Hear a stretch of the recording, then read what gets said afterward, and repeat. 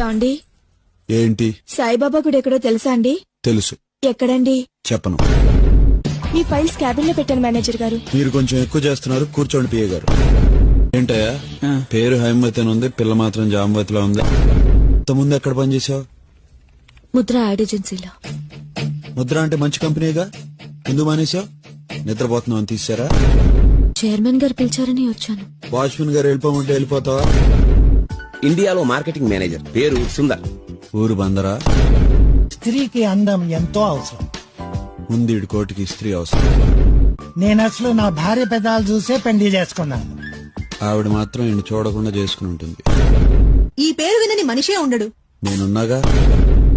ఆకాశం ఎర్రగా ఉంది. మామూలుగానే ఉంది. ఈ సెట్ స్పెషల్ గా జపాన్ నుంచి వచ్చింది. ఇండియాలో పనిచేస్తుందా? ఇది నేను టెస్ట్ చేయొచ్చా? Made in Japan sir.